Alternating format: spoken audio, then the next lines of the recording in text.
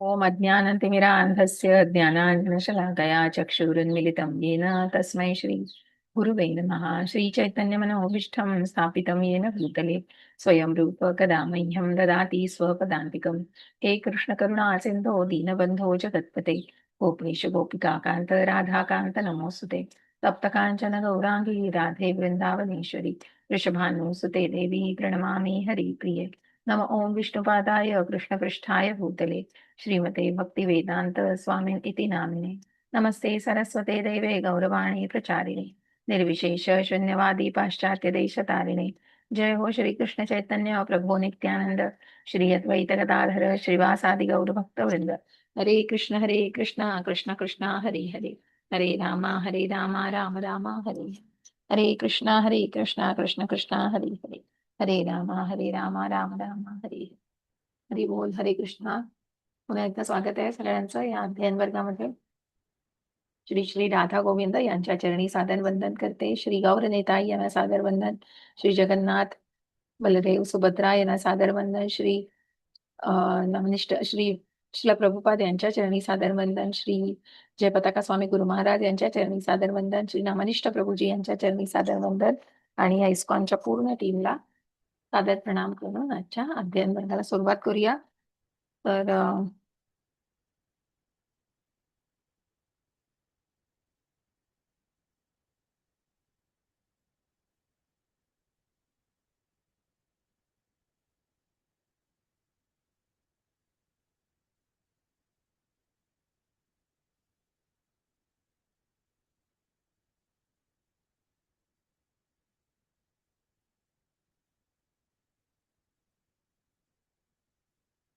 आवाज आहे माझा क्लिअर? हो माताजी, क्लिअर आहे. क्लिअर आहे. हरी बोल. थँक्यू. हो हे बघ. ठीक. सो आपण गेल्या वेळेला प्रस्तावना पूर्ण केलेली आहे आणि आपण सगळ्या प्रस्तावनेमध्ये मिळून बरेच काही मुद्दे बघितले. तर त्यातले एक दोन मुद्दे कोण सांगू शकेल नवीन साधकांपैकी? आधीही सांगितलेले आहेत तर काय कोण सांगेल? हर्षला माताजी, चंद्रकांत प्रभूजी, स्वाती माताजी, काय सांगू शकाल? काय बघितलं आपण? आरोह अवरोह पद्धती बघितली. बरोबर. मानव मर्त्य आहे म्हणजे हे संशोधन कधी संपणारच नाही अगदी बरोबर. त्या संबंधीचं. त्यानंतर मनाचा वेग आपण बघितला. म्हणजे विमानाचा वेग जर ताशी 2000 आहे तर मन तर आत्ता बसल्या बसल्या एकदम भारतातल्या तुमच्या घरात जाऊन पोहोचतं, इतका त्याचा वेग आहे. आणि ते किती जरी फिरलो आपण तरी त्याचा काही म्हणजे उपयोग होणार नाही किंवा त्याला काही मर्यादा नाही, असं थोडक्यात. बरोबर. म्हणजे मी नुसतं प्रयत्न करते. नक्कीच. वेदांचा आदेश बघितला. आध्यात्मिक गुरुला शरण जाणे, परव्योम म्हणजे बरोबर. हा. खूप छान, खूप छान. मग आपले कुठले 4 असे गुणधर्म आहेत? मनुष्याचे काय गुण आहेत? 4 दिलेले आहेत ते. मनुष्याचे गुण चुका करतो, फसवतो, तेच ना? हो, का काय? नक्कीच. बरोबर. चुका करतो, फसवतो, भ्रमात असतो. भ्रमात भ्रमात आहे असतो. आणि इंद्रिय इंद्रिय सदोष सदोष आहेत. आहेत. बरोबर, बरोबर. हो, हो. इंद्रियांना मर्यादा आहे. खूप छान, खूप छान प्रयत्न आहे. मंगल माताजी, काही सांगायचंय? काही नाही माताजी, सूर्याचं उदाहरण बघितलं आपण. सूर्य एक ठिकाणी राहून पण कसं सगळीकडे प्रकाश त्याचा पसरतो, तसे बरोबर, भगवंत पण आपल्या धामामध्ये राहून सर्व कार्य करतात सगळीकडे असं. आणखीन गाईच्या शेणाचं उदाहरण बघितलं आपण. बरोबर. खूप छान, खूप छान, खूप छान प्रयत्न आहे आणि चांगले मुद्दे सगळ्यांनी लिहून ठेवून म्हणजे केलं असेल तर नक्कीच लिहित पण जा आणि सगळ्यांनी खूप छान प्रयत्न केलाय. तर हरी बोल, हरी कृष्णा. तर आपण पुढे जातोय. आपण बघितलं हे सगळ्या गोष्टी आपण या भाषांतरामध्ये आय मीन प्रस्तावनेमध्ये आपण बघितल्या आणि म्हणूनच वेदांत सूत्रामध्ये वैदिक ज्ञानाचं संपूर्ण सार दिलेलं आहे. श्रीमद भागवतात स्वतः लेखकाने वेदांत सूत्रे समजावून सांगितली. असं मुनींनी भगवत लिहिलेलं आहे. कारण नारद मुनींनी त्यांना सांगितलेलं आहे की तू भगवंतांविषयी स्तुती, आणि म्हणूनच इथे भागवताचं, कारण आधी अनेक उपनिषद लिहिली, वेदांत सूत्र लिहिली, तरीही त्या व्यासमुनींना कुठेतरी समाधान वाटत नव्हतं आणि काहीतरी चुकल्यासारखं वाटतंय, आपण काहीतरी कमी पडतोय कुठेतरी, सॉरी. तर अशा प्रकारे मग नारद मुनींनी त्यांना त्याचं मार्गदर्शन केलेलं आहे. ते भागवतामध्ये आपल्याला पहिल्या स्कंदामध्ये खूप सुंदर वर्णन आहे त्याचं. आणि मग श्रीमद भागवत भगवद्गीतेतून सर्व वैदिक ज्ञानाचं तात्पर्य समजून घेण्याचा प्रयत्न सर्व वैदिक ज्ञानाच्या जिज्ञासूंनी करावा. म्हणूनच घरामध्ये भगवद्गीता आणि भागवतम याचं असणं किती महत्वाचं आहे. सगळ्यांनी नक्की प्रयत्न करा, कारण भागवत आपल्या घरी असणं म्हणजे प्रत्यक्ष भगवंतांचा वास आहे. निश्चित आपण ही तिन्ही पुस्तकं, ग्रंथ छोटे छोटे जे शिकणार आहोत ते सगळे भगवद्गीतेशी संलग्न आहेत. भगवद्गीता हे भगवंतांनी दिलेलं ज्ञान आहे, भगवंतांनी गायलेलं काव्य आहे आणि अर्जुनाला उपदेश दिलेला आहे. त्याचबरोबर भगवंत कोण आहेत मग भगवंतांना जाणून घेणं नाही तुम्हाला वाटत आहे, तर तीच निश्चित ती औत्सुक्य जे आहे ते तुम्हाला भागवतामध्ये आपलं पूर्ण होतं. आणि अतिशय सुंदर असं पहिल्या स्कंदापासून वर्णन आहे. आणि सगळ्या कथा तर आहेतच, अनेक कथा आणि अनेक या माध्यमातून भगवंतांची स्तुती आणि अगदी थेट कल्की अवतारापर्यंत त्यामध्ये आपल्याला 12 स्कंदात दिसतं. तर नक्की भागवतमचं महत्व जाणा. आपल्या ग्रुपवरही मी भागवतमची लिंक शेअर करीन. आपण लवकरात लवकर ती जास्तीत जास्त घरामध्ये भागवतम आणण्याचा प्रयत्न करा. कसं आहे बघा, की भागवतमचं महत्व खूप सुंदर सांगितलेलं आहे, की प्रत्यक्ष भगवंतांचे जे अवयव आहेत ते 12 स्कंद म्हणजे भगवंतांच्या सगळ्या अवयवांचं वर्णन केलेलं आहे त्यामध्ये. अगदी मुखकमलापासून त्या चरणकमलांपर्यंत, की भागवताचं कसं, की प्रत्यक्ष भगवंतांचा वास आपल्या घरी आहे, की भागवताचं येणं. निश्चित प्रयत्न करा तुम्ही, लिंक टाकली जाईल. आणि भद्र पौर्णिमेपर्यंत आपल्याला एक आपल्या मंदिराकडून निश्चितच ही कशी आहे, ही तुम्हाला तुमच्या घरी तर तुम्ही खूप सुंदर हे म्हणजे भगवंतांचा वास असणार आहे. आणि मंदिरालाही आपण त्या माध्यमातून जी मदत करतो आणि ती निश्चितच मोलाची असणार आहे. तर नक्की सगळ्यांनी प्रयत्न करा. आणि त्याविषयी अजून काही माहिती हवी असेल मला पर्सनली कॉल करा. मी लिंक शेअर करीन आज पण पुन्हा. तर नक्की जास्तीत जास्त जणांनी भागवतम आपल्या घरी नक्की आणण्याचा प्रयत्न करा. म्हणजे मी खरोखर माझ्या अनुभवावरनं सांगते, की ज्या दिवशी भागवतम घरात आलं, अगदी एक वेगळा आनंद उत्सव साजरा केला. म्हणजे खूप सुंदर वाटलं. वाचायला आता प्राणचैतन्य प्रभूजी शिकवतायत तसे, आणि आपण भागवताचं वाचन करू शकतो. तर त्याच्यामुळे निश्चितच ते वाचन करून आणि जास्तीत जास्त ज्ञान त्याच्यातनं आपण आत्मसात करण्याचा निश्चित प्रयत्न करू शकतो. तर प्रयत्न करा. ही तिन्ही ईशोपनिषद, उपदेशामृत आणि भक्तिरसामृत सिंधू तर आहेच, आणि त्याची वेगळी तुम्हाला माहिती दिलीच जाईल. पण त्याबरोबर हे निश्चित जाणार. तर मला 2 मिनिटं बोलावंसं वाटलं याशी, म्हणून लगेच त्याच अनुषंगाने मी बोलले. तर आजचा विषय खूप सुंदर आहे आपला, ईशस्तुती. आणि हे जो पहिला मंत्र आहे, अप्रतिम मंत्र आहे. म्हणजे तो भगवंतांविषयीचे, त्या दिवशी कोणी विचारलेलं की ईश म्हणजे आपण काय शिकणार आहोत ईशोपनिषदामध्ये, तर इथे आपल्याला हा श्लोक खूप सुंदरपणे वाचता येईल. ओम पूर्णमद पूर्णमिदं पूर्णात् पूर्णमुदच्यते पूर्णस्य पूर्णमादाय पूर्णमेवावशिष्यते. आपण शब्दार्थ वाचू. ओम पूर्ण. बघा, आपण 17व्या अध्यायात भगवंतांनी भगवद्गीतेत म्हटलंय ओम तत्सत. प्रत्येक गोष्टीची सुरुवात ही ओमने केली जाते. उ म म्हणजे खूप सुंदर त्याचंही वर्णन केलेलं आहे भगवद्गीतेमध्ये 17व्याच अध्यायामध्ये, की म्हणजे प्रत्यक्ष भगवंत, उ म्हणजे राधा, आणि म म्हणजे जीव आहे. आणि अशा जीवांची संलग्नता खूप सुंदरपणे दाखवलेली आहे भगवंतांची. आणि ओम म्हणूनच प्रत्येक गोष्ट करताना, की यज्ञांची आहुती जेव्हा ब्राह्मण लोक पूर्वी यज्ञ करायचे, तेव्हा ओम तत्सत. तत् म्हणजे काय, की पूर्णपणे म्हणजे ते काय म्हणतात त्याला, भौतिक गोष्टीच्या पलीकडे असं आहे. आणि म्हणूनच ते दिव्य आहे. आणि सत म्हणजे शाश्वत आहे. आणि म्हणूनच या प्रकारे ती गोष्ट त्या अर्पण केली जाते, की ओम तत्सत, की भौतिकतेच्या पलीकडे आहे. जसं आपण गुणांना म्हणतो ना, गुणातीत, म्हणजे या गुणांच्या अतीत जाणं, त्याच्या पलीकडे जाणं, की आपल्याला शुद्ध तत्व स्वीकारायचं आहे. कारण आपण गुणांनी पण सात्विक गुणांनी पण बांधले जातोय. म्हणून त्याच्याही पलीकडे जाऊन कशाचीही अपेक्षा न करता आपण ज्याप्रमाणे ती गोष्ट भगवंतांच्या संतुष्टीसाठी करतो, तेव्हा ती निश्चितच वासुदेव म्हणजे शुद्ध सात्विकतेकडे आपल्याला नेत असते. मग पूर्णम म्हणजे परिपूर्ण, अधः ते, पूर्णम पूर्ण, इदम हे दृश्य जगत, पूर्णात त्या पूर्णापासून, पूर्णम पूर्ण एकक, उदच्यते निर्माण होते, पूर्णस्य पूर्णाचे, पूर्णम पूर्ण, आदाय काढले जाते, पूर्णम उर्वरित पूर्ण, एव तरी देखील अवशिष्यते शेष राहते. भाषांतर श्रील प्रभुपाद की जय. भगवंत पूर्ण आहे. ते परिपूर्ण असल्यामुळे त्यांच्यापासून निर्माण होणारे सर्व काही, जसे हे दृश्य जगत सुद्धा पूर्ण आहे, संपूर्णापासून निर्माण होते ते सुद्धा संपूर्णच असते. भगवंत परिपूर्ण असल्यामुळे त्यांच्यापासून अनेक पूर्ण एक एक निघत असूनही ती संपूर्णच राहतात. पूर्णात पूर्ण मुदत दिसते बघा. म्हणजे भगवंतांपासून कितीही निर्मिती झाली की या जगताची निर्मिती झालेली, ह्या दिव्य सृष्टीची निर्मिती झालेली आहे जी पूर्ण आहे, कारण भगवंतांपासून ती निर्मिती आहे. आणि हे सगळं जरी भगवंतांपासून निर्माण होत असलं तरी भगवंत हे परिपूर्ण आहेत. षट ऐश्वर्याने नटलेले असे भगवंत परिपूर्ण आहे. कोणाला वाचायला आवडेल तात्पर्य?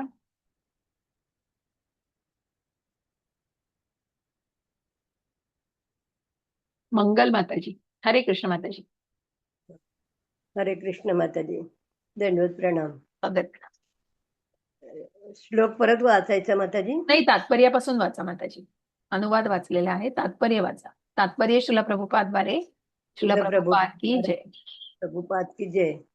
आत्यंतिक परिपूर्णता किंवा परम आत्यंतिक सत्य म्हणजेच पूर्ण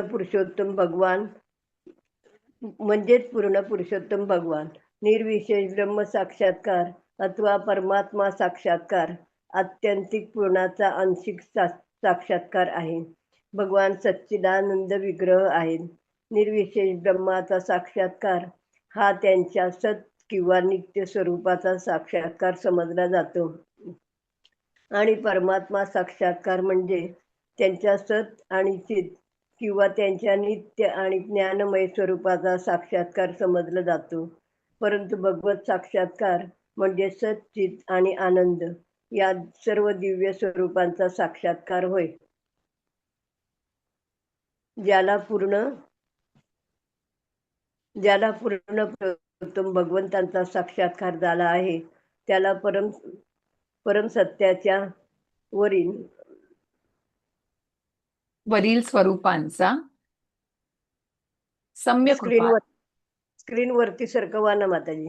हा, आता दिसतंय? नाही माताजी, नाही दिसत आहे अजून. नाही दिसत आहे? हो, आता दिसते. हा. पुरुषोत्तम भगवंतांचा साक्षात्कार झाला आहे. पुरुषोत्तम भगवंतांचा साक्षात्कार झाला आहे त्याला परम सत्याच्या स्वरूपांचा सम्यक रूपात साक्षात्कार होत असतो. विग्रह म्हणजे आकार, अर्थात भगवान आत्यंतिक पूर्ण निराकार नाही. जर ते निराकार असतील किंवा त्यांनी निर्माण केलेल्या सृष्टीपेक्षा त्यांच्यात काही उणीव असेल तर ते आत्यंतिक पूर्ण होऊ शकत नाही.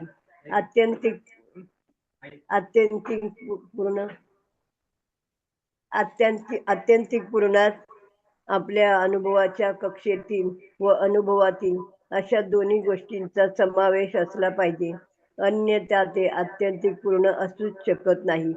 आत्यंतिक पूर्ण पुरुषोत्तम भगवंतांकडे अगणित शक्ती आहेत आणि त्या सर्व त्यांच्याप्रमाणेच पूर्ण आहेत. हे दृश्य जगत देखील पूर्ण आहे. हे ब्रह्मांड ज्या 24 तत्वांचे तात्पुरते प्राकट्य आहे त्या तत्वांची अशी रचना केली आहे की या ब्रह्मांडांच्या पालन पोषणासाठी सर्व आवश्यक वस्तू तयार केल्या जाऊ शकतील. ब्रह्मांडातील अन्य कोणत्याही घटकाला बाह्य प्रयास करून ब्रह्मांडाचे पालन पोषण करण्याची गरज नाही. हे ब्रह्मांड स्वतःच्या निश्चित केलेल्या कालावधीनुसार कार्यरत असते. ब्रह्मांडाचा कालावधी भगवंतांची शक्ती निश्चित करते व तो कालावधी पूर्ण झाल्यावर हे तात्पुरते प्राकट्य आत्यंतिक पूर्णाच्या पूर्ण व्यवस्थेनुसार नष्ट केले जाते. आत्यंतिक पूर्णाचा साक्षात्कार करण्यासाठी लहान पूर्ण घटकांना किंवा जीवांना सर्व सोयी उपलब्ध करून दिल्या जातात. अपूर्णतेचे आपल्याला येणारे सर्व अनुभव आत्यंतिक पूर्णाबद्दलच्या अपुऱ्या ज्ञानामुळेच येत असतात. मनुष्य जीवात्म्याच्या चेतनेचे पूर्ण प्राकट्य असून जन्म मृत्यूच्या चक्रातून फिरत 84 लक्ष योनीतून भ्रमण केल्यावरच मनुष्य जीवन प्राप्त होत असते. मनुष्य जन्मात जर जीव आत्यंतिक पूर्णासंबंधित स्वतःच्या पूर्णतेचा साक्षात्कार करण्यात अयशस्वी ठरला तर तो पूर्णत्वाच्या साक्षात्काराची संधी गमावतो व प्रकृतीच्या नियमानुसार त्याला परत जन्म मृत्यूच्या चक्रात अडकून पडावे लागते. आपल्या पालन पोषणाची निसर्गाने पूर्ण योजना केलेली आहे हे आपल्याला माहीत नसल्यामुळे आपण नैसर्गिक साधनांचा उपयोग करून इंद्रिय सुखाचे तथाकथित पूर्ण जीवन जगण्यासाठी धडपड करतो. जीवात्म्याने आत्यंतिक पूर्णाची सेवा केल्याशिवाय तो इंद्रिय सुखाचे जीवन जगू शकत नाही. त्यामुळे इंद्रिय सुखाचे मार्गभ्रष्ट जीवन म्हणजे निव्वळ भ्रम आहे. हात जोपर्यंत संपूर्ण शरीराबरोबर जोडलेला असतो तोपर्यंत त्याला सुद्धा पूर्ण घटक मानले जाते. हाताला शरीरापासून वेगळे केले तर तो हातासारखा दिसतो, परंतु हातासारखे काम करण्यास असमर्थ असतो. त्याचप्रमाणे जीवात्मे आत्यंतिक पूर्णाचे अंश आहेत. त्यांना आत्यंतिक पूर्णापासून वेगळे केले तर पूर्णतेची भ्रामक जाणीव त्यांना पूर्णपणे सुखी करू शकणार नाही. आपण आत्यंतिक पूर्णाच्या सेवेत संलग्न होऊ तेव्हाच मनुष्य जीवनाची पूर्णता लक्षात येईल. आत्यंतिक पूर्णाबरोबर जोडले जाईपर्यंत या जगातील सर्व सेवा, उदाहरणार्थ राजकीय, उदाहरणार्थ सामाजिक, राजकीय, जातीय, आंतरराष्ट्रीय किंवा अगदी आंतरग्रहीय सेवा सुद्धा पूर्ण आहेत. जेव्हा प्रत्येक वस्तू आत्यंतिक पूर्णाच्या सेवेत नियुक्त केलेली असते तेव्हा जोडलेले सर्व अंश पूर्णत्व प्राप्त करतात. हरी बोल. हरे कृष्ण. धन्यवाद माताजी. हरे कृष्ण माताजी. हरे कृष्ण. हरे कृष्ण. तर खूप छान असं हे ईशस्तवन, आपण ईशस्तुती बघतो आणि ही ईशस्तुती म्हणजे भगवंतांची स्तुती. जसं म्हटलं की भागवतामध्ये प्रत्यक्ष भगवंतांची स्तुती दिली आणि हीच आपल्याला इथे जाणून घ्यायची आहे की पूर्ण विधस्य, की आपण प्रत्येक शब्दावर जोर देऊन जर बघितलं, पूर्णमद पूर्णमिदम पूर्णात पूर्णमुदच्यते, ओम पूर्णमद पूर्णमिदम पूर्णात पूर्णमुदच्यते पूर्णस्य पूर्णमादाय पूर्णमेवावशिष्यते. जरी या पूर्णापासून म्हणजे हे अत्यंतिक पूर्ण कोण आहे? प्रत्यक्ष भगवंत. आपण अणू आहोत, प्रत्यक्ष भगवंत विभू आहेत, विभू आत्मा आहेत भगवंत. आणि म्हणूनच आपण काय आहोत तर अतिशय सौम्य आपलं जे अस्तित्व आहे. आणि म्हणूनच आपल्याला भगवंतांपासून आपली निर्मिती झाली असली तरी काय की आपण अत्यंत अंशतः आहोत भगवंतांसारखे आणि अंश आहोत भगवंतांचा. आणि म्हणून इथे अनेक म्हणजे भगवंत परिपूर्ण असल्यामुळे त्यांच्यापासून अनेक पूर्ण एक निघत असूनही, कारण जसं आपण म्हटलं की भगवंतांच्या श्वासातून अनेक ब्रह्मांड, जे आपण भागवत गीतेमध्ये संक्षिप्त स्वरूपामध्ये जाणलंय त्याचा मी थोडासा विश्लेषण करून सांगते. आणि जसं मी म्हटलं गोलोकाचा सुद्धा मी चार्ट जो घेतला आहे तो नंतर पुन्हा तुमच्यासाठी 2 मी लेक्चर्स घेईन आणि त्याचे मी टाकीनही, रेकॉर्डिंग्स पण आपल्याकडे आहेत. तर भगवंतांचे जे आपण पुरुषावतार बघितलेले आहेत की भगवंतांचे जे महाविष्णू, क्षीरोदकशाही विष्णू आणि गर्भोदकशाही विष्णू. तर महाविष्णू म्हणजे कर्णोदकशाही विष्णू, ज्या कारण सागरामध्ये जे पोहडलेले आहेत भगवंत, ज्यांची लक्ष्मी माता पादसेवा करते आहे. आणि अशा प्रकारे जे आपण म्हणतो ना की ज्या भगवंतांच्या वेगवेगळ्या सेवांमध्ये आपण नवविधा भक्तीमध्ये सेवा म्हणतो की श्रवणम कीर्तनम वंदनम अर्चनम पादसेवनम साख्यम दास्यम आत्मनिवेदनम. एखादं राहिलं मला वाटतं माझं. श्रवणम कीर्तनम स्मरणम अर्चनम वंदनम पाद्यसेवनम साख्यम दास्यम आत्मनिवेदनम. तर पादसेवनम जी लक्ष्मी माता भगवंतांचं करते. आणि म्हणूनच इथे आपण म्हणतो त्या कारण सागरामध्ये भगवंतांच्या श्वासातून अनेक ब्रह्मांड तयार झालेली आहेत. आणि या प्रत्येक ब्रह्मांडामध्ये क्षीरोदकशाही, प्रत्येक ब्रह्मांडामध्ये गर्भोदकशाही विष्णू, आणि ज्या गर्भातून म्हणजे जे गर्भोदकशाही विष्णू आहेत ते प्रत्येक ब्रह्मांडामध्ये आपल्याला दिसतात. आणि या प्रत्येक ब्रह्मांडामध्ये जे त्यांच्या गर्भातून आलेल्या कमळावरती, नाभीतून आलेल्या कमळावरती ब्रह्मा स्थित आहेत आणि या ब्रह्मांनी सृष्टीची निर्मिती केलेली आहे. तर असं आपल्याला प्रत्येक ब्रह्मांडात दिसतं आणि अशी अनेक ब्रह्मांड त्यांच्या रंध्रातून, त्यांच्या श्वासातून निर्माण झालेली आहेत, तरीही ते पूर्णच आहे. त्यांच्यापासून काहीही निघालं तरी पण ते अपूर्ण नाही होत आहे, ते पूर्णच आहे. आणि म्हणून आपल्याला त्याविषयी जाणून घेता येईल. आत्यंतिक परिपूर्णता किंवा परम आत्यंतिक सत्य म्हणजे पूर्ण पुरुषोत्तम भगवान. आत्यंतिक परिपूर्णता पण आणि परम आत्यंतिक सत्य. कारण आपण म्हणतो ना, पुढे जाऊन आपण बघणार आहोत, सच्चित आनंद हे जे भगवानांचं स्वरूप आहे, की म्हणून इथे म्हटलं की निर्विशेष ब्रह्म साक्षात्कार किंवा परमात्मा साक्षात्कार आत्यंतिक पूर्णाचा अंशिक साक्षात्कार आहे, भगवान रूपाचा. म्हणून आपण ज्यात भगवंतांनी भगवद्गीतेमध्ये पण सांगताना सांगितलं की ब्रह्म, परमात्मा आणि भगवान, ज्या गेल्याही आपण प्रस्तावनेमध्ये सुद्धा याचा उल्लेख केलेला आहे. आणि म्हणूनच ब्रह्म म्हणजे भगवंतांची शक्ती, भगवंतांपासून निघालेली शक्ती. मग आपण जेव्हा विश्वरूप दर्शन म्हणतो ते भगवंतांच्या ब्रह्मरूपाचंच एक स्वरूप आहे. कारण तिथे जी भगवंतांची शक्ती आहे की इतकं प्रखर असं आहे, इतकं प्रखर असं ते तेज आहे की अर्जुनाला भगवंत म्हणतायत, तू तुझ्या साध्या डोळ्यांनी हे बघू शकणार नाहीस. आणि म्हणूनच भगवंत इथे आपल्याला सांगतायत की त्यांनी अर्जुनाला ती दिव्य दृष्टी दिलेली आहे. म्हणून ब्रह्म म्हणजे भगवंतांपासून निघालेला प्रकाश. आणि म्हणून हे पहिला टप्पा झाला, आध्यात्मिक टप्पा. त्यानंतरचा परमात्मा म्हणजे वैकुंठ, वैकुंठामध्ये जे भगवंतांचं रूप आहे ते त्यांच्या हातामध्ये जेव्हा आपण बघतो की शंख, चक्र, गदा आणि कमळ हातामध्ये आहे, असं जे त्यांचं रूप आहे ते वैकुंठातलं रूप आहे. आणि ते दोन्हीही रूप ही भगवंतांची अंशिक साक्षात्कार आहे. भगवंतांचीच रूप आहेत ती. आणि भगवान सच्चिदानंद विग्रह आहे. आणि म्हणून एक सेकंड हा,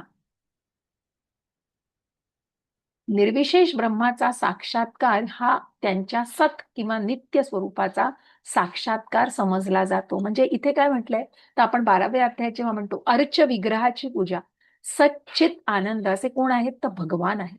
म्हणून भगवंतांचं भगवान जे रूप आहे ते सच्चित आनंद असे ते अर्च विग्रह आहेत. म्हणजे आपण म्हणतो ना की तेव्हा उदाहरण देताना एखादी टपालपेटी, खेळण्यातली टपालपेटी आपलं पत्र नेईल का हो कुठे डेस्टिनेशनला, तर नाही. पण जी शिक्कामोर्तब केलेली, जी सरकार निर्मित जी टपालपेटी असते, त्यात जर आपण पत्र आपलं टाकलं तर आपल्या कुठल्या डेस्टिनेशनला जायला पाहिजे तिथे ते आपोआप पोहोचतं. आणि तसंच आपण म्हणतो की अर्च विग्रह, की भगवंतांचं मूर्ती स्वरूप. मग आपण फक्त ती दगडाची, लाकडाची मूर्ती नसते, तर आपण तिथे आवाहन करत असतो, प्राण प्रतिष्ठा करतो. जसं आपण आता बघा गणपती जवळ येत आहेत, आपण गणपती बाप्पांची प्राण प्रतिष्ठा करतो आणि मग त्यांचं आपण कोण विसर्जन करणारे, आपण भगवंत आहेत ते. आणि तसंच म्हणजे गणपती बाप्पांचं जेव्हा आपण आगमन करतो, जी त्यांची काय म्हणतात ना, जी पूजा असते, जेव्हा ज्या दिवशी भगवंतांना आपण गणपतीला घरी आणतो, तर प्राण प्रतिष्ठा केली जाते. आणि तसंच आहे की भगवान जे भगवंतांचं रूप आहे ते पूर्णपणे असं सच्चित विग्रह आहे, सच्चित आनंद विग्रह, म्हणजे सच्चिदानंद विग्रह आहे. आणि म्हणूनच ते कुठेतरी मंत्रोच्चारांनी की सप्त नद्यांनी आणि त्याचा सगळं स्नान करून आणि अनेक वेदांचे उच्चार करून, अनेक मंत्रांचे उच्चार करून भगवंतांना आवाहन केलं जातं. म्हणून तुम्हाला म्हटलं ना मी कनकदासाची गोष्ट, की त्यांनी प्रत्यक्ष भगवंतांनी फिरलेत हो भगवंत. उडपी जे मंदिर तुम्ही बघाल तर ते भगवंत फिरलेत. म्हणजे तुम्हाला ती दिशा बघा, वेगळ्या दिशेला आहेत. कारण त्यांनी भक्तासाठी ते फिरलेले आहेत. तर नुसता अर्च विग्रह नाही, तर ती भगवान रूप, भगवंतांचं जे भक्त जोडला जातो त्या रूपाशी. आणि म्हणूनच आपल्याला म्हणायचं इथे की निर्विशेष ब्रह्माचा साक्षात्कार हा सत आहे, म्हणजे कुठेतरी शाश्वत आहे. त्यानंतर परमात्मा हे रूप नित्य म्हणजे काय, सच्चित म्हणजे काय, ज्ञानाने परिपूर्ण असं आहे. पण जे भगवान अवतार आहे तो सच्चित आणि आनंद या तिन्हींनी सामावलेला आहे. कारण तो आनंद जो आहे ना तो इम्पेरिशेबल आहे. तो अतिशय काय म्हणतात ना त्याला, न संपणारा असा चिरकाळ टिकणारा आनंद आहे. आणि म्हणूनच त्यांच्या नित्य ज्ञानमय स्वरूपाचा साक्षात्कार हा परमात्मा समजला जातो. परंतु भगवत साक्षात्कार म्हणजे सच्चित आणि आनंद, तिची ब्लिस, तो जो आनंद आहे ना तो अतिशय चिरकाळ टिकणारा असा आनंद आहे. आणि म्हणून त्याला सर्व दिव्य स्वरूपांचा हा साक्षात्कार, की या तिन्ही स्वरूपांचा साक्षात्कार म्हणजे भगवान स्वरूप आहे, ज्याला पूर्ण पुरुषोत्तम भगवंतांचा साक्षात्कार झाला आहे. त्याला परमसत्याच्या वरील स्वरूपांचा सम्य कृपात साक्षात्कार होत असतो. मग ज्यांना भगवान श्रीकृष्णांचा की प्रत्यक्ष आपण म्हणतो ना की भगवानांशी जोडलं जाणं आणि म्हणूनच त्याला परम सत्यांच्या वरील स्वरूपांचा की मग या सच्चित मग त्याला निश्चितच ब्रह्म, परमात्मा आणि भगवान या तिन्ही स्वरूपांचा साक्षात्कार होत असतो. विग्रह म्हणजे आकार, अर्थात भगवान म्हणजे आत्यंतिक पूर्ण निराकार नाहीत. कारण जसं आपण म्हटलं ना की भगवान हे निराकार नाही. जे तथाकथित निराकारवादी मायावादी सांगतायत की हे फक्त ब्रह्म म्हणजे मग त्यांना कुठेतरी फक्त त्या चैतन्यात विलीन व्हायचं आहे, तसं नसून प्रत्यक्ष भगवान हे भगवानांच्या अर्च विग्रहामध्ये तिथे उपस्थित आहे. आणि म्हणूनच द्वापार युगामध्ये सुद्धा तिथे प्रत्यक्ष भगवान अर्जुनासमोर अवतरलेले आहेत. की हे ज्ञान विवस्वानानं दिलेलं होतं, पण तरी पण ते कुठेतरी काळाच्या ओघामध्ये लुप्त झाल्यामुळे भगवानांनी ही तिथेच मनुष्य रूपामध्ये येऊन अर्जुनाला त्यांचं सारथ्य केलंय. रथाचं सारथ्य केलंय. मी युद्धात भाग घेणार नाही, पण मी तुझा सारथी नक्की राहू शकेल. आणि म्हणून अर्जुनाचा सारथी बनलेली असे भगवंत आहेत.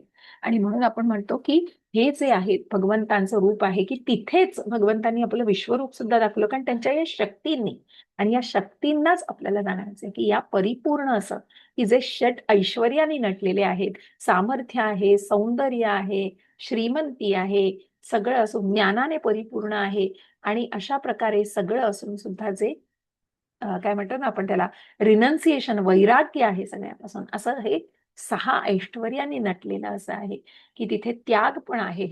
आणि म्हणूनच अशा प्रकारे आपण जाणतो की या सगळ्या गोष्टींचं जे स्वरूप आहे ते आपल्याला या भगवान रूपामध्ये निश्चितच जाणवतं. आत्यंतिक पूर्ण पुरुषोत्तम भगवंतांकडे अगणित शक्ती आहेत, पण त्या सर्व त्यांच्याप्रमाणेच पूर्ण आहेत. हे दृश्य जगत देखील पूर्ण आहे. हे ब्रह्मांड ज्या 24 तत्वांचं तात्पुरते प्राकट्य आहे, त्या तत्वांची अशी रचना केली आहे की या ब्रह्मांडांच्या पालनपोषणासाठी सर्व आवश्यक वस्तू तयार केल्या जाऊ शकतील. बघा भगवंतांना काळजी किती आहे आपल्या सगळ्यांची, की या जीवाच्या जी गरजांसाठी जी निर्मिती केली जाते गरजांचं, की ते सुद्धा परिपूर्ण करण्याचा. मग जे म्हटलं ना की सगळ्या देवी देवता या ऍडमिनिस्ट्रेटर्स आहेत आणि कुठेतरी सुप्रीमसी कोणाची आहे तर भगवान विष्णूंची आहे. आणि म्हणूनच त्याचप्रमाणे आपण बघतो की या 24 तत्वांचं म्हणजे जसं आपण म्हणतो ना ज्ञानेंद्रिय, कर्मेंद्रिय, त्यापासूनचे त्याचे विषय आणि मग मन, बुद्धी, खोटा अहंकार आणि कुठेतरी म्हणजे जेव्हा आपल्याला त्रिगुणांच्या पलीकडे जायचं असेल, पण त्या त्रिगुणांच्या आधी सुद्धा त्याचा प्रभाव येण्याच्या आधी कुठेतरी आपण जेव्हा काय म्हणतात ना त्याला शाश्वतता नसते आणि तिथे त्याला म्हटलेलं आहे की तिथे हा अव्यक्त जीव म्हटलेला आहे. अव्यक्त म्हणजे सत्व, रज आणि तमो गुणांच्याही आधी काय असतं, कारण तो जेव्हा भौतिकतेमध्ये येतो तेव्हा या 3 गुणांमध्ये गुरफटतो. म्हणून अशा प्रकारे 4 कर्मेंद्रिय, 4 ज्ञानेंद्रिय, नंतर त्यांचे विषय आणि मन, बुद्धी, अहंकार आणि अव्यक्त या सगळ्यांनी मिळून असं हे आपण 13व्या अध्यायात बघितलंय भगवद्गीतेत काही 24 तत्वांनी बनलेलं हे शरीर. आणि या तत्वांची अशी रचना केली आहे की या ब्रह्मांडांच्या पालन पोषणासाठी सर्व आवश्यक वस्तू तयार केल्या जाऊ शकतील, अशी सगळ्याची भगवंतांनी तरतूद केलेली आहे. स्वतःच्या हे ब्रह्मांड स्वतःच्या निश्चित केलेल्या कालावधीनुसार कार्यरत असते. ब्रह्मांडांचा कालावधी हा भगवंतांची शक्ती निश्चित करते व तो कालावधी पूर्ण झाल्यावर हे तात्पुरते प्राकट्य आत्यंतिक पूर्णाच्या पूर्ण व्यवस्थेनुसार नष्ट केले जाते. जसं आपण 9व्या अध्यायात बघितलेलं आहे, 7व्या अध्यायात बघितलं की भगवंत हेच निर्मिती करतायत आणि प्रलय करतायत. ज्या ब्रह्मदेवांच्या एका दिवसामध्ये की ब्रह्मदेवांचं आयुष्य आहे किती आहे, अनेक कोटी वर्ष असं आहे, 3 मिलियन्स असं म्हणजे तेवढं आयुष्य त्यांचं आहे. कारण ते कल्प जे आहेत ना तितके अनेक कल्प मिळून त्यांचं आयुष्य आहे. म्हणून त्यांची 1 दिवस आणि 1 रात्र याच्यामध्ये प्रलय आणि निर्मिती होऊ शकते. आणि म्हणूनच हा प्रलय कशाचा होतो आहे तर निश्चितच ह्या कालावधीमध्ये तो पूर्ण झाल्यानंतर म्हणजे तिथे कुठेतरी ब्रह्मांडांचा कालावधी भगवंतांची शक्ती निश्चित करते आणि तो कालावधी पूर्ण झाल्यावर ते तात्पुरते प्राकट्य तिथे नष्ट केलं जातं. म्हणजे तिथे कुठेतरी मग ती जी गोष्ट असते ती त्या प्रलयामध्ये नष्ट होते. पण तिथेही आपण जाणण्याचा प्रयत्न करू जे अव्यक्त असतात, पण ज्यांना कुठेतरी इच्छा म्हणजे भगवंतांनी जी ऐच्छिक सूट दिलेली आहे, पराशक्तीचाच आपण भाग आहोत, भगवंतांसारखेच आहोत आणि ती सूट दिल्यामुळे ज्या इच्छा करतो त्या इच्छांमध्ये आपण गुरफटलेलो असतो. आणि म्हणूनच पुन्हा पुन्हा या जेव्हा निर्मिती केली जाईल तेव्हा पुन्हा या जगतामध्ये प्रवेश केला जाईल. कारण त्या इच्छा आहेत ना, त्या कुठेतरी भौतिकतेमध्ये पुन्हा पुन्हा आणतायत. पण हेच त्या इच्छांच्या पलीकडे, म्हणजे जर आपण जे सकाम कर्म करतोय त्याऐवजी निष्काम कर्म भगवंतांच्या संतुष्टीसाठी, कारण आपण म्हणतोय की आत्म इंद्रियांचे तारो नाम कामचे, पण श्रीकृष्ण इंद्रियांचे तारो नाम प्रेम.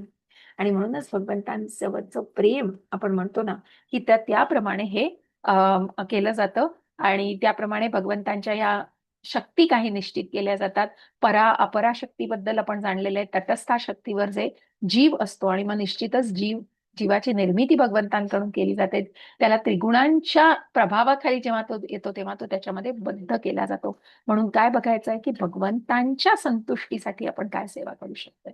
आत्यंतिक पूर्णाचा साक्षात्कार करण्यासाठी लहान पूर्ण घटकांना, जीवांना सर्व सोयी उपलब्ध करून दिल्या जातात. कारण जसं म्हटलंय ना की हे मटेरियल वर्ल्ड ना, हे भगवंतांनी मनुष्याच्या जीवाच्या हट्टासाठी निर्माण केलं. जसं एक छोटं खेळण्यात घर आपण मुलांना आणून देतो ना, तसं भगवंतांनी ती ऐच्छिक सूट इथे दिलेली आहे. कुठेही काही इंटरफिअर करत नाही. आणि तुम्हाला ज्या सुख सुविधा सोयी हव्या आहेत त्या भगवंत निश्चित त्याची काळजी घेत आहेत. भगवंतांचे म्हणजे जे देव भगवंतांच्या निकट आहेत, आणि असे हे सर्व देव जे आहेत की ज्या डेमिगॉड्स म्हटलेले आहे, देवी देवता, ही सगळी या गोष्टींची तरतूद पुरवली जाते. आणि जीवांना या सगळ्या गोष्टी व्यवस्थितपणे पुरवल्या जातात. मनुष्य जन्मात जर कोणी जीव अत्यंतिक पूर्णासंबंधित स्वतःच्या पूर्णतेचा साक्षात्कार करण्यात अयशस्वी ठरला तर तो पूर्णत्वाच्या साक्षात्काराची संधी गमावतो व प्रकृतीच्या नियमानुसार त्याला पुन्हा परत जन्म मृत्यूच्या चक्रात अडकून पडावे लागते. म्हणून इथे आपण म्हटलं ना, गेल्याही याच्यात म्हटलं की मनुष्य जन्म हा दुर्मिळ आहे. आणि म्हणून आपण म्हणतो की मनुष्य जीवन जीवात्म्याच्या चेतनेचे पूर्ण प्राकट्य असून जन्म मृत्यूच्या चक्रातून फिरत 84 लक्ष योनीतून भ्रमण केल्यावरच मनुष्य जीवन प्राप्त होत असते. म्हणून हे मनुष्य जीवन अत्यंतिक दुर्मिळ आहे. कारण आपल्याला भगवंतांच्या साक्षात्काराची इथे साक्षात्कार घडतो आणि आपण भगवानांशी जोडले जाऊ शकतो. निश्चितच आपण नामस्मरणाच्या माध्यमातून, म्हणून तो जो धागा आहे ना, तो थेट गोलोक वृंदावनामध्ये जे भगवंतांचं स्थान आहे ना, तिथून म्हणजे भुवर लोकापासून भूलोकापासून तो धागा असा निघालाय. हरे कृष्ण कृष्ण कृष्ण हरे हरे, हरे राम राम राम हरे हरे, तो थेट भगवंतांपर्यंत पोहोचतो. आणि म्हणून आपल्याला या नियमानुसार जर आपल्याला पूर्ण साक्षात्काराची, म्हणून पूर्णतेचा साक्षात्कार करण्यात जर आपण अयशस्वी ठरलो, कारण आपण जर शरीर नाही आत्मा आहोत, ही गोष्ट जर आत्मसात करण्याचा प्रयत्न नाही केला तर आपण त्या शरीराशी निगडीत त्याच गोष्टींच्या सगळ्या मिळवण्यामध्ये गुरफटून जातो. आणि म्हणूनच इथे आपल्याला अयशस्वी ठरल्याने मग ती संधी, मनुष्य जन्म पुन्हा मिळण्याची संधी माहित नाही कितपत मिळतीये, पण त्या 84 लक्ष योनीतून मात्र जन्म मिळतो आणि पुन्हा पुन्हा जन्म मृत्यू जरा व्याधी या चक्रामध्ये मनुष्य अडकला जातो. आपल्या पालन पोषणाशी निसर्गाने पूर्ण योजना केलेली आहे. हे आपल्याला माहित नसल्यामुळे आपण नैसर्गिक साधनांचा उपयोग करून इंद्रिय सुखाचे तथाकथित पूर्ण जीवन जगण्यासाठी धडपडत असतो. कारण कसं आहे ना, दात दिलेत तर भगवंत देणार आहेत खायला. भगवंत निश्चित काळजी घेत आहेत. जीव दिलाय, जन्म दिलाय, इथे निश्चितच तुमचा हा वाटा इथे फिक्स आहे. परंतु हे आपल्याला माहिती नाहीये, भगवंत आपल्यासाठी हे सगळं करतायत. आणि म्हणूनच तथाकथित पूर्ण जीवन जगताना अशी काही धडपड मनुष्य करतो. जीवात्म्याने अत्यंतिक पूर्णाची सेवा केल्याशिवाय तो इंद्रिय सुखाचे जीवन जगू शकत नाही. कारण इंद्रिय सुखाचे म्हणजे मग तिथे अहंकार आला, तिथे फक्त मला माझं जगायचं आहे. मग जीवात्म्याने अत्यंतिक पूर्णाची सेवा केल्याशिवाय तो इंद्रिय सुखाचे जीवन जगू शकत नाही. तिथे भगवंतांसाठी सेवा महत्वाची. आता जन्माष्टमी येते, आजच नामनिष्ठ प्रभूजी म्हणत होते की लवकर नावं द्या, आणि कुणाला जायची इच्छा असेल तर मलाही ग्रुपवर कळवा. तुम्हाला काही सोबत मिळवून देऊन आपण एक ग्रुप बनवूया, बरीच जण झाली तर. तर आता जन्माष्टमीला आपल्या देवळामध्ये इस्कॉन मंगलामध्ये खूप सुंदर सोहळा आहे. 2 तारखेपासून आहे, 6-7 तारखेपर्यंत, नंतरही काही दिवस चालणार आहे. तर नक्की प्रत्येकाने प्रयत्न करा. 5 आणि 6ला, 4 आणि 5 मला वाटतं गोकुळाष्टमी आहे आणि दहिकाला आहे 5 तारखेला. तर निश्चित प्रयत्न करा आणि सेवेचा अनुभव घ्या नक्कीच, आणि सेवा करू शकता. आपण अत्यंतिक पूर्णाच्या सेवेत संलग्न होऊन तेव्हाच मनुष्य जीवनाची पूर्णता लक्षात येईल. अत्यंतिक पूर्णासमोर हात जोडले जाईपर्यंत या जगातील सर्व सेवा, उदाहरणार्थ सामाजिक, राजकीय, जातीय, आंतरराष्ट्रीय किंवा अगदी अंतर्ग्रहीय सेवा सुद्धा अपूर्ण आहेत. जेव्हा प्रत्येक वस्तू अत्यंतिक पूर्णाच्या सेवेत नियुक्त केलेली असते तेव्हा जोडलेले सर्व अंश पूर्णत्व प्राप्त करतात. किती सुंदर दिलंय बघा. म्हणून सामाजिक, राजकीय, जातीय आपण म्हटलं ना ते इझम जे आहे ना, नॅशनॅलिटी पाहिजे, नॅशनलिझम आणि मग ह्युमॅनिझम, म्हणजे या सगळ्या गोष्टी हव्या आहेत. परंतु भगवंतांशी जोडलं जाणं, की कुठलेही व्यवहार, कुठल्याही गोष्टी करायच्या त्या भगवंतांच्या संतुष्टी करता करायच्या आहेत. म्हणून प्रत्येक आत्यंतिक पूर्णाच्या सेवेत नियुक्त केलेली असते, तेव्हा जोडलेले अंश पूर्णत्व प्राप्त करतात. कारण सेवा, अध्ययन आणि नामस्मरण या माध्यमातूनच आपण भगवंतांशी जोडले जाऊन भगवत धामाला निश्चितच हळूहळू परतण्याचा प्रयत्न करू शकतो. तर मंत्र 1 सुद्धा आपण सुरू करूया. जितका होईल तितका होईल. अजून आहे वेळ आपल्याला. 15 मिनिटं आहेत आपल्याकडे. तर आपण पहिला मंत्र सुरू करू आणि जितकं होईल तितकं, नाही तर पुढच्या वेळेला मी पूर्ण करीन. तर खूप सुंदर मंत्र आहे हा सुद्धा. तर सगळ्यांनी हे दोन्ही मंत्र, ओम पूर्णतः हा पहिला मंत्र ईशस्तुतीचा आणि हा पहिला मंत्र, ईशस्तुती आणि पहिला मंत्र सगळ्यांनी पाठांतर, असे बरेच भागवतामधले पण श्लोक आहेत, भगवद्गीतेतले श्लोक आहेत, जे महत्वाचे 108 श्लोक तुम्हाला सांगतात. आणि म्हणून इथे आपण हे जाणून घेऊया. ईशावास्यमिदं सर्वं यत्किंच जगत्यां जगत् तेन त्यक्तेन भुञ्जीथा मा गृतः कस्य स्विद्धनम्. बघा काय सांगतायत बघा. ईश भगवंतांकडून, आवश्यम नियंत्रित, इदम हे, सर्वम सर्व, यत किंच जे काही, जगत्या ब्रह्मांडात, जगत सर्व काही, जड आणि चेतन, तेन जगत सर्व काही जड आणि चेतन, तेन भगवंतांकडून, त्यक्तेन वेगळा ठेवलेला वाटा, भुंजिता स्वीकार केले पाहिजे, मा करू नये, गृधहा प्राप्त करण्याचा प्रयत्न, कास्य सिद्ध इतर कोणाचे, धनम संपत्ती. अशा प्रकारे आपण याचा अर्थ जाणलाय. खूप सुंदर श्लोक आहे हा. सगळ्यांनी नक्की प्रयत्न करा पाठांतर करण्याचा. भाषांतर शिला प्रभुपाद बरा, शिला प्रभुपाद की जय. या ब्रह्मांडातील प्रत्येक जड आणि चेतन वस्तू भगवंतांच्या मालकीची असून सर्व त्याच्या नियंत्रणाखाली आहेत. कोणाच्या? भगवंतांच्या. म्हणून प्रत्येकाने आपल्याला आवश्यक असणारे आणि आपल्याला वेगळ्या काढून दिलेल्या वस्तूंचाच स्वीकार केला पाहिजे. इतर वस्तू दुसऱ्या कोणाच्या आहेत जाणून त्यांचा स्वीकार करू नये. ही एक जनरल ह्युमॅनिटी आपण बघून येतो. पण इथेच आपल्याला कुठेतरी चेंजेसचा स्कोप आहे आणि त्याप्रमाणे आपण निश्चितच तो बदल स्वतःमध्ये घडवू शकतो. तात्पर्य कोणाला वाचायची इच्छा आहे? प्रभूजी, माताजी, कोणी वाचताय का? कोणाला व्हॉलेंटियर करायचंय? येस, माताजी वाचा. माताजी कोणी वाचत नसेल तर मी वाचा वाचा वाचा वाचा. तात्पर्य शिला प्रभुपाद द्वारे, शिला प्रभुपाद की जय. हरे कृष्ण. तात्पर्य श्रीला प्रभुपाद द्वारा श्रीला प्रभुपाद की जय. साक्षात भगवंतांपासून आरंभ होणारे आणि परिपूर्ण गुरुपरंपरेतून खाली येत असलेले वैदिक ज्ञान अच्युत आहे. वैदिक ज्ञानाचा प्रथम शब्द भगवंतांनी उच्चारल्यामुळे या ज्ञानाचे उगमस्थान दिव्य आहे.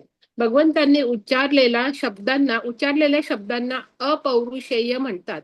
अपौरुषेय शब्द सुचवितो की हे शब्द कोणत्याही साधारण मनुष्याने उच्चारलेले नाहीत.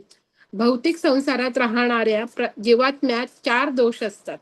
तो निश्चित चुका करतो. तो भ्रमित होतो. 3 त्याच्यात दुसऱ्यांना फसवण्याची वृत्ती असते. आणि 4 त्याची इंद्रिये अपूर्ण असतात. हे 4 दोष असलेली कोणतीही व्यक्ती पूर्ण ज्ञान प्रदान करू शकत नाही. वेद अशा 4 दोषांनी युक्त असलेल्या अपूर्ण जीवांकडून निर्मित होत नसतात. वैदिक ज्ञान सर्वप्रथम आदिजीव ब्रह्मदेवांना प्रदान करण्यात आले. त्यानंतर त्यांनी हे ज्ञान त्यांच्या पुत्रांना व शिष्यांना दिले आणि त्यांच्या शिष्यांनी ही प्रक्रिया अनादिकालापासून चालू ठेवलेली आहे. भगवंत पूर्ण आहेत. प्रकृतीच्या नियमांवरही त्यांचे नियंत्रण आहे. म्हणूनच ते या नियमांना बाध्य नाहीत. तथापि जीव आणि जड वस्तू अशा सर्वांवर प्रकृतीचे अर्थात अंततः भगवंतांच्या शक्तीचे नियंत्रण असते. ईशोपनिषद यजुर्वेदाचा भाग असल्यामुळे त्यामध्ये या ब्रह्मांडातील सर्व वस्तूंच्या स्वामित्वाविषयी माहिती मिळते. ब्रह्मांडातील प्रत्येक वस्तूंवरील भगवंतांच्या स्वामित्वाविषयी भगवद्गीतेच्या 7व्या अध्यायातील परा व अपरा प्रवृत्तीच्या वर्णनात पुष्टी मिळते. भगवद्गीता 7.4 आणि 5. पृथ्वी, अग्नी, पाणी, वायू, आकाश, मन, बुद्धी, अहंकार ही सर्व नैसर्गिक तत्वे भगवंतांच्या अपरा किंवा भौतिक शक्तीच्या अधीन असतात. तर जीवात्मा किंवा जीवशक्ती भगवंतांची परा प्रकृती श्रेष्ठ शक्ती आहे. दोन्ही प्रकृत्या भगवंतांपासूनच उत्पन्न होतात आणि अंततः अस्तित्वावरील सर्व गोष्टींचे प्रत्यक्ष तेच नियंत्रक असतात. या ब्रह्मांडात परा किंवा अपरा शक्तीच्या अधीन नसलेली एकही वस्तू नसल्यामुळे सर्व काही भगवंतांच्या मालकीचे आहे. परम चेतन परम पुरुष पूर्ण पुरुषोत्तम भगवान हे पूर्णतम व्यक्ती असल्यामुळे आपल्या विविध शक्तींच्या माध्यमाने सर्व काही सुस्थापित करण्यासाठी त्यांच्याकडे परिपूर्ण बुद्धी आहे. अनेकदा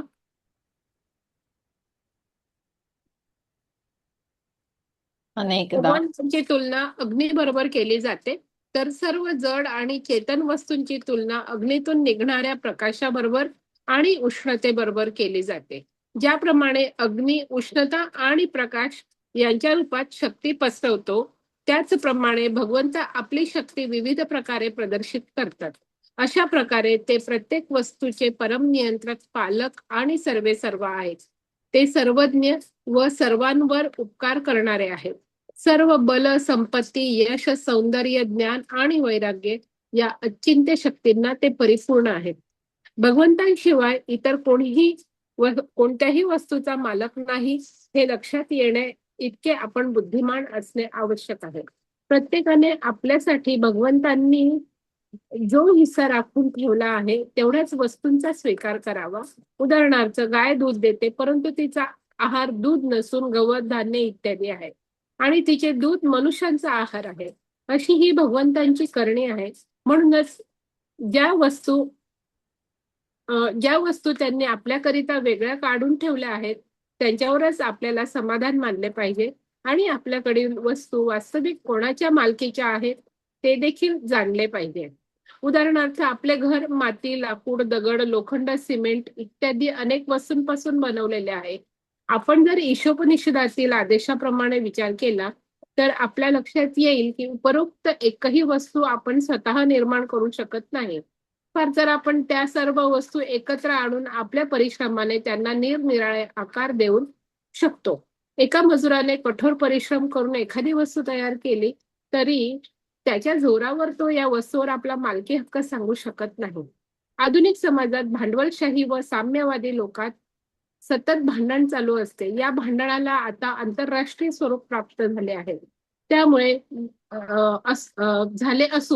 त्यामुळे जगाला धोका निर्माण झाला आहे. माणसे शत्रूंसारखी एकमेकांसमोर उभी ठाकली असून कुत्र्या मांजरांप्रमाणे आवाज करीत आहेत. ईशोपनिषद कुत्र्या मांजरांना उपदेश देऊ शकत नाही, परंतु ते प्रामाणिक आचार्यांच्या माध्यमाने मनुष्याला भगवंतांचा संदेश देऊ शकतात. मानवजातीने ईशोपनिषदाचे वैदिक ज्ञान स्वीकारून भौतिक मालमत्तेवरून भांडता कामा नये. भगवत कृपेने आपल्याला प्रत्येकाला ज्या काही सुखसोयी मिळालेल्या आहेत तेवढ्यावरच त्याने समाधान मानले पाहिजे. जर भांडवलदार, साम्यवादी किंवा इतर कोणताही पक्ष नैसर्गिक साधन संपत्तीवर हक्क सांगू लागला तर जगात शांतता नांदू शकणार नाही, कारण ही सर्व संपत्ती भगवंतांची मालकीची आहे. भांडवलदार राजकीय डावपेचांनी साम्यवाद्यांना दडपू शकणार नाहीत, तर साम्यवादी चोरलेल्या भाकरीकरिता लढून भांडवलदारांना हरवू शकणार नाहीत. जर त्यांना भगवंतांचे स्वामित्व मान्य नसेल तर त्यांच्या जवळची सर्व मालमत्ता चोरलेली आहे असेच म्हणावे लागेल. साहजिकच प्रकृतीच्या नियमांनुसार ते शिक्षेस पात्र ठरतील. साम्यवादी व भांडवलदार या दोघांकडेही अण्वस्त्रे आहेत आणि जर त्यांनी भगवंतांचे स्वामित्व मानले नाही तर ही अण्वस्त्रे दोन्ही पक्षांना निश्चितच नष्ट करतील. म्हणून त्यांनी स्वतःला वाचवण्यासाठी तसेच जगात शांतता प्रस्थापित करण्यासाठी श्री ईशोपनिषदाचा उपदेश पाळलाच पाहिजे. हरे कृष्ण माताजी, 2 मिनिट. हरे कृष्ण. हरे हा कृष्ण. हा हरे कृष्ण. हरे कृष्ण.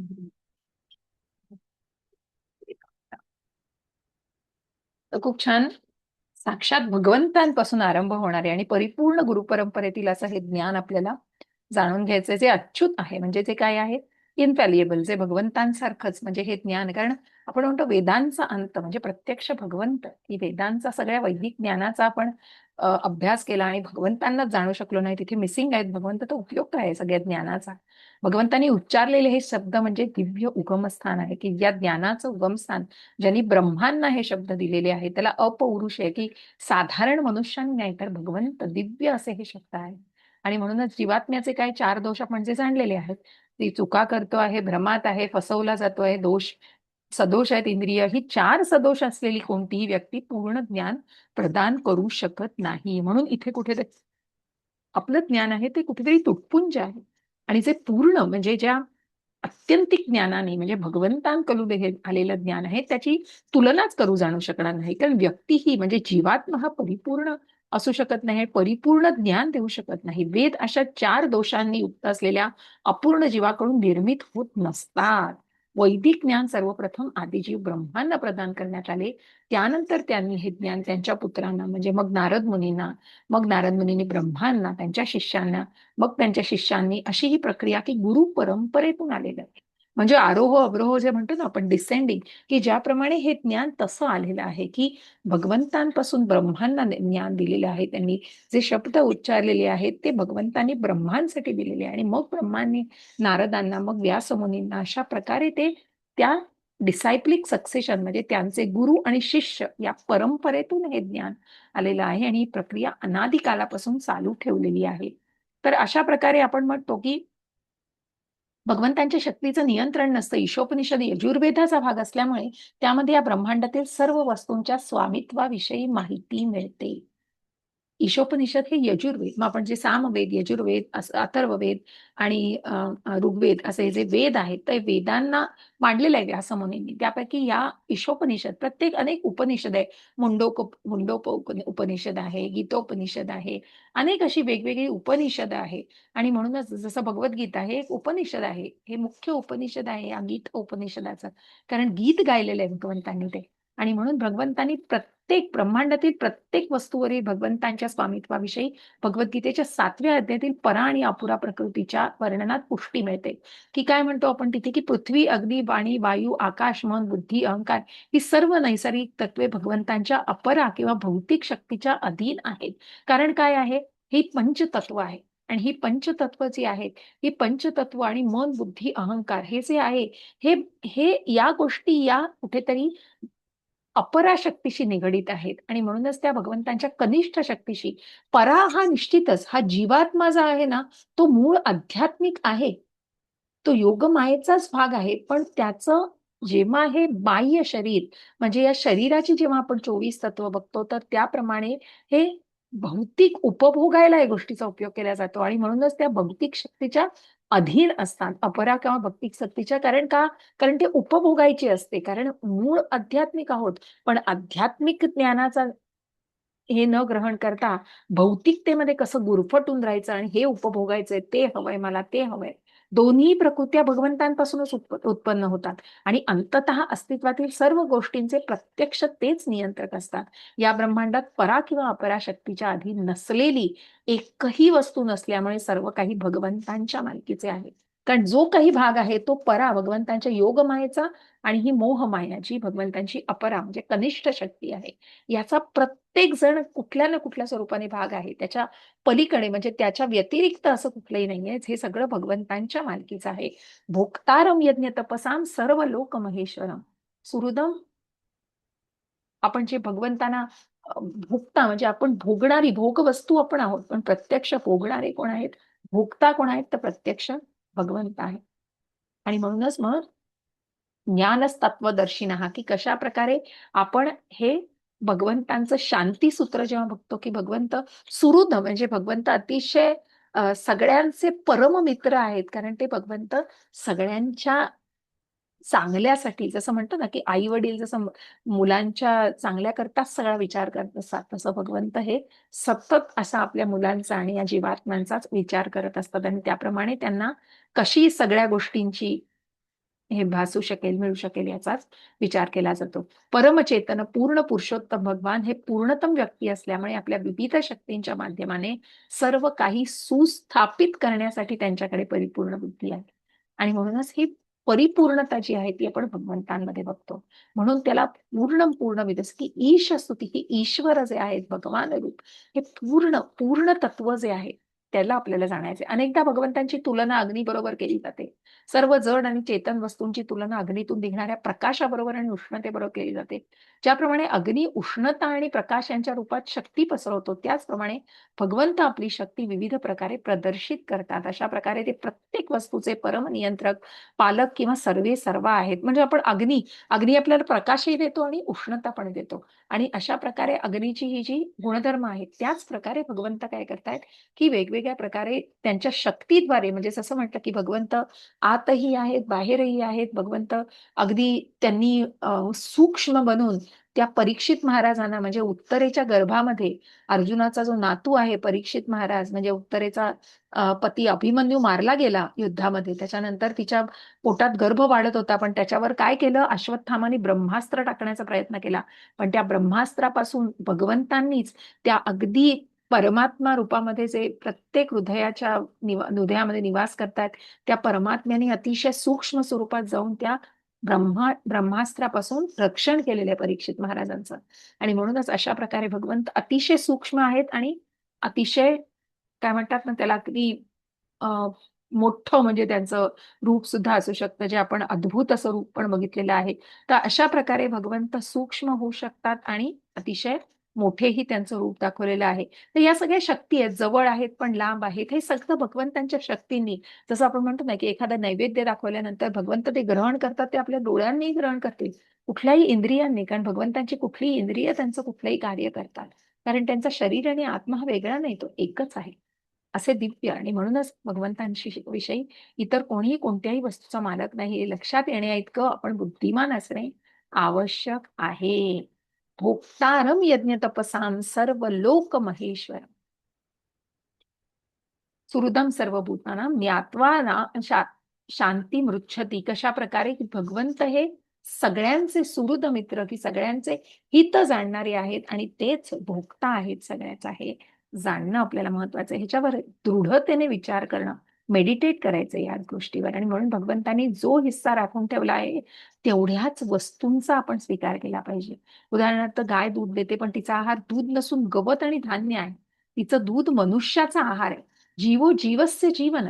आपण निश्चितच इतर गोष्टींवर अवलंबून आहोत, अशी ही भगवंतांची करणी आहे. आणि निश्चितच भगवंतांनी ही जगामध्ये जीवाला निर्मिती केलेली आहे, त्याच्या पालन पोषणाचंही कर्तव्य भगवंत करतात, जबाबदारी भगवंत घेत आहेत. आणि म्हणूनच आपल्याला इथं समाधान मानलं पाहिजे की ज्या वस्तू आपल्या नाही आहेत त्या वेगळ्या काढून केल्यात, त्यांनी आपल्याकरता वेगळ्या काढून ठेवल्यात, त्याच्यावरच आपल्याला समाधान मानलं पाहिजे.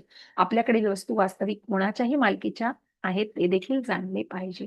की कशा प्रकारे आपण, की आपण सगळंच, मग आपण बघितलं लॉकडाऊन मध्ये सुद्धा, अरे इतकं ओरबाडल्यासारखं सगळ्या गोष्टी कधी मिळणारच नाही, इतकं वस्तूंचा घरामध्ये इतका साठा करून ठेवायचा की इतरांना त्या गोष्टी मिळणार, ही फक्त मनुष्याचीच काय म्हणतात ना त्याला मानसिकता आहे. एखाद्या पक्षाला तुम्ही सांगा की ती दाणे जेवढं आपल्याला हवं तेवढंच काढून गेलो, बाकी गोष्टी सगळ्या अशा ग्रीड हावरटासारख्या त्या गोष्टींच्या मागे नाही लागत. तर ही गोष्ट जाणून घेतली पाहिजे. आणि म्हणूनच उदाहरणार्थ आपले घर माती, लाकूड, दगड, लोखंड, सिमेंट इत्यादी वस्तूंपासून बनवलेले आहे. आपण जर ईशोपनिषदातील आदेशाप्रमाणे विचार केला तर आपल्याला लक्षात येते की उपरोक्त एकही वस्तू आपण स्वतः निर्माण करू शकत नाही. ना तुम्ही लाकूड निर्माण करता, ना दगड, ना माती, ना काही धोंडे, ना त्याच्यापासून काही निर्माण करू शकत नाही. आणि म्हणूनच आपण या गोष्टींना मिळून एकत्र, कारण जिची निर्मिती प्रत्यक्ष भगवंतांनी केली आहे, मग ते जेव्हा आपण भगवंतांच्या संतुष्टी करता करतो ते निश्चितच योग्य असं कर्म आहे.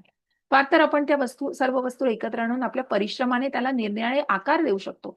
एका मजुराने कठोर परिश्रम करून एखादी वस्तू तयार केली तरी त्याच्या जोरावर तो त्या वस्तूवर आपला मालकी हक्क सांगू शकत नाही. त्यांनी तयार केली पण त्याचा मालक वेगळाच आहे.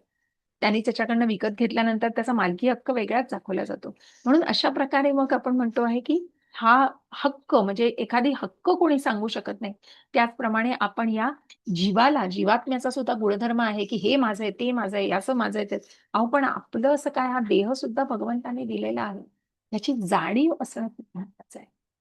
मग आधुनिक समाजात भांडवलशाही, साम्यवादी या लोकांचं इथे उदाहरण दिलेलं आहे. कुत्र्या मांजऱ्यासारखी एकमेकांवर भांडत असतात. ईशोपनिषद कुत्र्या मांजरांना उपदेश देऊ शकत नाही. तर आपण इथे पुढे जाऊया थोडंसं आधुनिक समाजापासून, आणि किंवा मग बरंच असेल तर आपण इथे थांबूया आज. 5 वाजून गेलेत. ठीक आहे. मला असं वाटतं आपण थांबूया. याच्या पुढचं आहेत पेजेस थोडेसे, 8 नंतर 9 पेज आहे, पण आपण आज इथे थांबूया. ठीक आहे. इथपर्यंत आपण बघितलेलं आहे. कुणाला काही प्रश्न असतील ते घेऊ एक 5 मिनिटं. कसं आहे बघा, की घरामध्ये एखादी वस्तू असते, म्हणजे इथे जे उदाहरण दिलेलं आहे, घराचा मालक वेगळाच असतो आणि ती वस्तू साफ करणारे एखादा तिथला नोकर सांगू शकत नाही, हीच वस्तू माझी आहे म्हणून. कारण ती तिथल्या मालकाची वस्तू असते. त्याचप्रमाणे जीवाने सुद्धा हे ओळखलं पाहिजे, की हे भगवंत हे भोगता आहेत आणि म्हणूनच हे माझं आहे, मी मिळवलंय, त्या भगवंतानी देह सुद्धा तुमचा भगवंतानी तयार केलेला आहे. तर त्याप्रमाणे तुम्ही तुमचा मालकी हक्क सांगण्यापेक्षा ती भगवंतांच्या संतुष्टी करता आपण जी मान्य करतो हे सगळं भगवंतांनी निर्माण केलेलं आहे आणि जे आहे ते माझ्या वाट्याला जितकं आलंय तितकाच माझा त्याच्यावर अधिकार आहे, म्हणून त्याप्रमाणे त्याचा विचार केला पाहिजे. सो आपण इथे थांबूया. आधुनिक समाजापासून आपण इथे मी मार्क करून ठेवू शकतो. ठीक आहे, असू दे. तर कुणाला प्रश्न आहेत, काही तुमच्या प्रतिक्रिया आहेत, काही सांगायचं आहे तर आपण एक 5 मिनिटं आहे, क्षमस्व, बोला.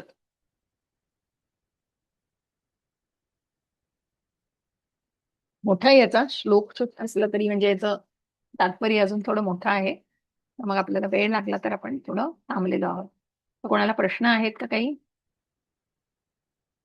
चंद्रकांत प्रभूजी, प्रणिता माताजी, बोला माताजी. आता जे मला हे विचारायचं होतं, आता आपण भक्ती म्हणतात आलो, पण आता त्याच्यानंतर आता भक्ती आपण कंटिन्यू करणार की कुठपर्यंत करणार माहिती नाही, म्हणजे पूर्ण भक्ती होणार हे असं कसं कळायचं, म्हणजे पूर्ण आपली भक्ती झाली आहे किंवा आपण भक्तीमध्ये करतोय पण त्याचं काय म्हणतात आता पुढचं हे म्हणजे परत आपल्याला 84 लक्ष मध्ये परत फिरावंच लागतं का, म्हणजे पूर्ण भक्ती झाल्याशिवाय का नाही मग चांगलाच जन्म मिळणार? कसं आहे ना माताजी, याचं उत्तर आपल्याला भगवद्गीतेमध्ये सुद्धा दिलंय भगवंतांनी, की जी भक्ती आपण करतोय ना ती भगवंतांची भक्ती कुठेच वाया जाणार नाही. आणि तुम्ही जितकी भक्ती या जन्मामध्ये करून ठेवाल, तुम्हाला पुढच्या जन्मी असा जन्म मिळेल की तुम्हाला एखादी आध्यात्मिक घर मिळेल किंवा एखाद्या श्रीमंत घरात जन्म मिळेल की जिथे भागवतम आहे. म्हणून भागवताचं महत्व सांगताना सुद्धा तुम्ही या जन्मामध्ये भागवत घ्या, तुम्हाला वन टाइम परचेस आहे फक्त, तुम्हाला पुन्हा पुन्हा ते कधी घ्यावं लागणार नाही, कारण तुम्हाला पुढचा जन्म असा मिळेल की जिथे घरामध्ये आधीच भागवत असेल. म्हणजे तुम्हाला तुमची जी भक्ती आहे ना माताजी, कसं आहे की आपण मनापासून भक्ती करणं म्हणजे नामस्मरण करणं, म्हणून ती क्वालिटेटिव्ह जे आहे ना, ती क्वालिटी. आवाज येत आहे खूप, मला थोडं म्यूट करते. तर त्यामुळे आपल्याला भक्तीविषयी जेव्हा आपल्याला 6व्या अध्यायात भगवंतांनी सांगितलेलं आहे की जरी ती अपूर्ण राहिली भक्ती तरी तुमचं नुकसान होत नाहीये. त्या भक्तीचं भगवंत योगक्षेम वहाम्यहम्, भगवंत त्याचं रक्षण करतायत, तुमच्याकडे जे आहे त्याचं करतायत, जे उणं आहे त्याचं रक्षण करतायत. त्यामुळे त्या भक्तीचं भगवंतांकडून रक्षण केलं जातं. 40% पूर्ण केली या जन्मामध्ये तर 41व्या टक्क्यापासून पुढच्या जन्मात मिळेल आणि निश्चित असा आध्यात्मिक जन्म मिळेल. आध्यात्मिक फॅमिलीमध्ये किंवा श्रीमंत फॅमिलीमध्ये असा निश्चितच जन्म मिळेल. त्यामुळे भक्तीचा कुठेही ऱ्हास होत नाही. भक्त भगवंतांसाठी विशेष असतात आणि निश्चित ही भक्तीची सुद्धा भगवंत काळजी घेत आहे. त्यामुळे अपूर्ण राहिली तरी निश्चितच ती तुम्हाला, म्हणून तर तिथे सांगितलं की मनुष्य जन्म 84 लक्ष योनीतून जन्म मिळणार आहे. कारण कुठेतरी जर तुम्ही इच्छा आकांक्षा, म्हणून ज्या भारत महाराजांचं भावभक्तीपर्यंत गेले होते तरी पण त्यांना कुठेतरी त्या हरणात जीव अडकला हो त्यांचा, आणि मग निश्चितच त्या हरणाचा जन्म त्यांना लाभलेला आहे. पण ते कसे सत्व म्हणजे तितक्या त्या भावभक्तीपर्यंत पोहोचले होते, त्यामुळे त्यांचं हरणाचं रूप सुद्धा तितकंच सात्विक होतं आणि निश्चितच त्यांनी नामस्मरण, त्यांनी चॅन्टिंग ऐकून त्यांना मग जड भारताचा जन्म मिळून मग त्यांचा उद्धार, मग त्यांना मोक्ष मिळालेला आहे. तर अशा प्रकारे आपण जाणतो की ह्या प्रकारे म्हणजे जर एखादी भावभक्ती असलेली व्यक्ती त्याच्यातनं सुटू शकत नाही, तर आपण तर खूप दुर्मिळ आहोत. आपण तर खूप अगदी म्हणतो ना की बिगिनर्स आहोत आणि आपल्याला याबद्दल कळलंय. पण त्यासाठीच आयुष्यभर जेव्हा भगवंतांचं चिंतन करू तेव्हा भगवंत ही काळजी घेतील की मृत्यू समयी तुम्हाला भगवंतांचं नाम तुमच्या मुखामध्ये येईल आणि निश्चितच तुम्हाला, म्हणून तर मी म्हटलं ना तेव्हा की युधिष्ठिर महाराजांना यक्षाने प्रश्न विचारला, अद्भुत असं काय आहे, पण मनुष्य मृत्यूचीच तयारी करत नाही, रोज असंख्य जीव मरतायत, पण मी अमर आहे, मला भरपूर जीव जगणं भरपूर जीवन जगायचं आहे. अहो पण आपल्याला माहिती नाही की पुढच्या क्षणी काय होणार आहे. म्हणून नामजप करताना कदाचित की शेवटचीच माळ जपतो आहे, अशी माळ जपून आपण तितकी गांभीर्याने ते नामस्मरण केलं पाहिजे. हे खूप महत्वाचं आहे, कारण आपल्याला नाही माहिती हो. कारण मृत्यू हा कधी कुठे येईल ते आपल्याला नाही माहिती आहे मृत्यूविषयी. म्हणून त्याची तयारी तर आपण करू शकतो. आणि म्हणून युधिष्ठिर महाराज म्हणतात की हे मनुष्याला कळले नाही, ही अद्भुतता आहे. म्हणून जे श्रील प्रभुपाद म्हणतात की अगदी 5व्या वर्षापासून, कारण तुम्हाला नुसतंच ते काही असं दिलेलं नाही, रिटायर झाला की मग तुम्ही भगवद्गीता वाचा, भागवत वाचा, पण मग तोपर्यंत तुमच्या अवयवांचा काय हो, तेवढे अवयव सक्षम नसतात. आणि मग बोलायला नीट, ऐकायला नीट, बघायला नीट नाही आलं, तर मग ज्या वेळेला जीर्ण देह हा असेल आणि मग यदा कदाचित म्हणजे काही आजारपणामध्ये कोणी व्यक्ती असते आपण म्हणतो, पण मग त्यावेळेला भगवंतांचं स्मरण करणं याची काळजी फक्त भगवंतच घेऊ शकतील, जर तुम्ही आयुष्यभर नामस्मरण केलंय. म्हणून 8व्या अध्यायामध्ये याचं वर्णन आहे बघा, की मृत्यू समय ज्या शरशय्येवरती जेव्हा भीष्म महाराज होते, तेव्हा त्यांनी जे अं, अं, अं, भगवंतांची स्तुती केलेली आहे सगळी आणि भगवंतांविषयी सगळं सांगितलेलं आहे, तर अशा प्रकारे मग त्यांनी प्राणदेह त्याग केलेला आहे. तर भीष्म तर ते महाभागवतापैकी एक होते आणि मग त्यांनीच सगळी भगवंतांची स्तुती आपल्याला दिलेली आहे. तर अशा प्रकारे मृत्यू समयी भगवंतांचं नामस्मरण करायचं असेल तर आयुष्यभर सराव केला पाहिजे. हे आपल्याला 8व्या अध्यायामध्ये भगवद्गीतेच्या बऱ्याच विस्तृत स्वरूपामध्ये सांगितलेलं. विष्णू सहस्त्रनाम जे आहे ते प्रत्यक्ष भीष्माने तिथे म्हटलंय. तर समजतंय माताजी? हरे कृष्ण. हरे कृष्ण माताजी. बोला माताजी. माताजी, भागवतम मध्ये पण हे अशा पद्धतीचंच आहे की जसं काही भगवद्गीतेमध्ये आहे, श्लोक नंतर त्याचे शब्दार्थ नंतर तात्पर्य नंतर अगदी अगदी त्या स्वरूपामध्ये प्रभुपादांचंच भागवत आहे हे. वेगवेगळे श्लोक आहेत, प्रत्येक स्कंद आहेत, 12 स्कंद आहेत, त्याचे 18 खंड आहेत वेगवेगळे, आणि त्या अच्छा. प्रत्येक स्कंदामध्ये वेगवेगळे अध्याय आहेत आणि त्या प्रत्येक अध्यायामध्ये त्याचे वेगळे श्लोक आहेत. तर असे अनेक अध्याय मिळून मग त्या प्रत्येक अध्यायाचं सुद्धा जसं म्हणालात की श्लोक आहे, अनुवाद आहे, शब्दार्थ आणि अनुवाद आणि तात्पर्य या स्वरूपामध्ये सगळं दिलेलं आहे. म्हणजे आपण इझिली वाचू शकतो अगदी जसं अगदी भगवद्गीता. आपण आपलं वाचू शकतो. नक्कीच नक्कीच नक्कीच. तेच मी विचार करते माताजी, भागवतम घ्यायचं. हरी बोल हरी बोल. मी आपल्या ग्रुपवर टाकते. आजच दुसऱ्याही माताजीने विचारलं आणि खूप छान कल्प आहे तुमचा विचार. आणि निश्चित विचार करा, निश्चित विचार करा. मी खूप ग्रुपवर इच्छा आहे टाकते, तुम्हाला माताजी. पर्सनली सुद्धा लिंक पाठवते आणि नक्की हो. विचार करा. आणि इच्छा आहे तर ती पूर्ण करूनच टाका. माझी घरी माझी येणं म्हणजे प्रत्यक्ष भगवंतांचा वास आहे माताजी, आनंद हो. उत्सव म्हणजे की प्रत्यक्ष भगवत आपल्या घरी आणणं. माझी एक मुलगी कीर्ती मला सप्रेमेट घ्यायचा विचार करते. हरी बोल हरी बोल हरी बोल. मी लिंक पाठवते तुम्हाला पर्सनल वर माताजी. चालेल चालेल. हा हरी बोल. ओके. हरे कृष्ण माताजी. हरे कृष्ण हरे कृष्ण. खूप छान. तर बघा, असं निश्चित प्रत्येकाने ज्याला जसं शक्य असेल, आपण एक ग्रुप पण बनवलाय. तुम्हाला सांगायचा एक अजून एक मुद्दा भागवताविषयी, तर ज्यांना भागवत घ्यायचं आहे पण सपोज ज्यांची आता इमिजिएट शक्य नाहीये ज्यांना एकदम घेणं, तर आपण त्यांना स्पॉन्सरशिप देतो आहोत. म्हणजे काही जर भक्त, कसं आहे ना, हे भक्त एकत्र येऊन एकमेकांना मदत मिळण्यासाठी, तर मंदिराला आपण ती रक्कम द्यायची त्या स्पॉन्सरशिप थ्रू, आणि मग तुम्ही त्या डोनरला ती रक्कम दर महिन्याला 500 रुपये 600 रुपये असं करून पण तुम्ही ते, आपण जसा EMI कसा देतो तशा स्वरूपामध्ये तुम्ही मंथली पे करू शकता. तशाही स्वरूपामध्ये तुम्ही भागवत घेऊ शकता. तर तीही आपण एक ग्रुप बनवलाय मी, श्रीमद भागवतम म्हणजे बुक डिस्ट्रीब्युशन असा बुक ग्रुप आहे. तर तिथे तुम्हाला ऍड केलं जाईल आणि मग त्याप्रमाणे आपल्याला जे स्पॉन्सर असे मिळतील की आम्हाला 5 भागवताचे सेट द्यायचे, आणि मग त्या 5 भागवताच्या सेटचा खर्च जो आहे तो मंदिराला लगेच दिला जाणार. पण मग जे तो देता आहेत त्यांना तुम्ही डोनेट करायचं आणि त्यांना तुम्ही देऊ शकता. अशी एक आपण संकल्पना मांडली आणि असा एक ग्रुप तयार केलाय. तर ज्यांची इच्छा असेल, ज्यांना इमिजिएट शक्य नसेल एका रकमी द्यायची, तर त्यांनी निश्चित अशाही स्वरूपामध्ये, पण भागवतम घेण्याची तर खूप इच्छा आहे, तर निश्चित अशी मदत करण्याची एक संधी आपण उपलब्ध करून देतोय. तर त्याचाही विचार करा. तुम्हाला कोणाला हवं असेल भागवतम तर ठीक आहे, मला सांगा, पर्सनलवर टाका, त्याप्रमाणे मी तुम्हाला त्या ग्रुपमध्ये ऍड करते. अजून काही प्रश्न आहेत कोणाचे आजच्या ईशस्तुतीबद्दल? आपली अर्धा झालेला आहे तात्पर्य. तर सगळ्यांना समजलंय का? कोणाच्या काही प्रतिक्रिया आहेत, काही विचारायचं आहे? कल्पना माताजी, चंद्रकांत प्रभूजी, मंगल माताजी,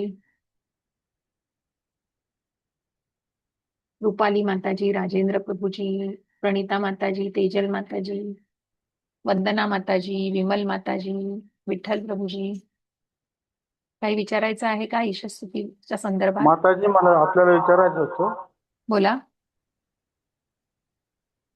ईशोपनिषद हा हा जो चॅप्टर म्हणा किंवा हा जो साक्षात्कारी आहे हा ईशोपनिषद, आपण जी ईशस्तुती सांगितली ते खूप हा. छान वाटलं ऐकून. हा. हरी आणि त्याबद्दल मनापासून धन्यवाद.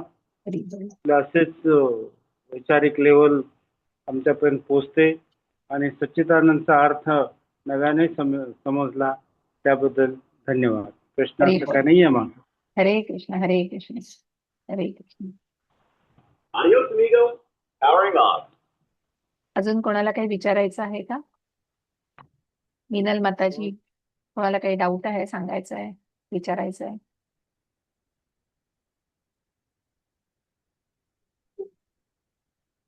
हो, सगळ्यांना समजलंय असं मी गृहीत धरते. काही क्वेरीज असतील तर कृपया विचारून घ्या. पुन्हा आपण ईशस्तुती पुढे जाणारच आहोत. आपले जुने साधक, त्यांची उजळणी होतीये, पण प्रयत्न हाच आहे की सगळ्यांना, कारण आपण म्हणतो ना की हे ज्ञान इतकं सखोल आहे, पुन्हा पुन्हा त्याचं अध्ययन केलं तरी कुठेतरी आपल्याला प्रत्येक गोष्ट नव्याने कळून येते.